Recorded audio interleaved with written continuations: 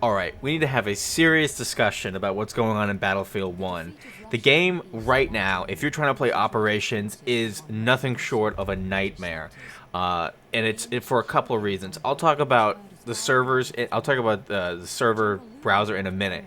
But what I have to talk to you about right now is trying to get into a game Operations is obviously not as easy as getting into regular games, because on the server browser there are no operations. Operations are, it's a gamble. It's like, I've played Battlefield for years. I never just hit random game. You know, you can just search randomly for a game and jump into a rush match. I never do that. I always go on the server browser.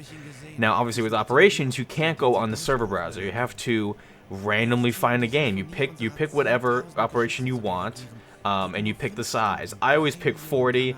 I'll talk about game size in a minute because I think it's really screwed up, but we always pick 40, me and my friends. We always pick 40 because 64 on these maps is just it's just chaos. 40 is a much more manageable number, and I'm glad they have it in the game.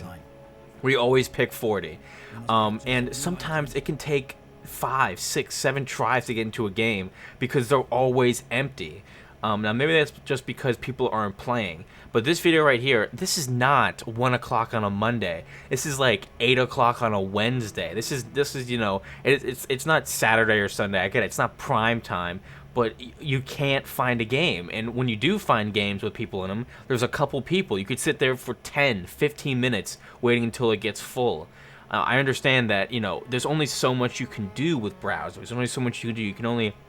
You can't make people play, you know, I understand that. But this is just totally unacceptable. If you go into these lobbies with just a few people and you ask them, I'm not asking this guy, but I'm talking about it, they all say the same thing. It takes multiple tries. And this operation, Kaiser Schlatt, or whatever how you pronounce it, basically translate to Kaiser's Battle, is by far, at least I think, the most popular operation, because I haven't like tested, I haven't really like looked at how many people are playing, but we've tried all of them at one point, and we always get into a game fastest when playing on this operation. So I'm just assuming that it's the most popular. It's also the first one. I think it has a good balance of math. The other ones are kind of iffy, but I think this is the most popular operation. So even on the most popular operation, as far as I know, it's still really difficult to get into a game. Now let's talk about server browser and game size real quick.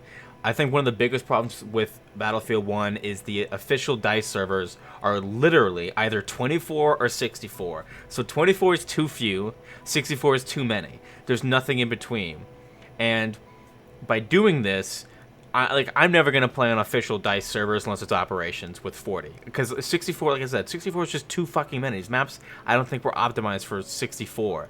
And with 24, it feels empty. Because 24 is, you know, it's essentially 2.5 squads on each side. So well, yeah, 2.5 squads on each side. So you could run train through the, you know, you could just have one squad just dominate, and it's frustrating. And for some reason, maybe I just can't find these servers, but there are no servers in between. There's no 48. They're options. There's no 48. There's no 32. So you literally either have a choice of 64 or 24. And it just makes it feel so empty. I mean, there's like 7 servers that are all full, obviously, and then you have 50 that aren't, that are just completely empty. And it just makes the game, it honestly makes the game feel dead. And I don't think the game is, I think a lot of people are playing. Maybe I just can't find them. Maybe that's it.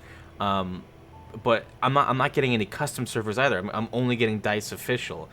And all these things just make it very difficult to even get into the game. Like these are not issues with gameplay. These are issues with getting into the game.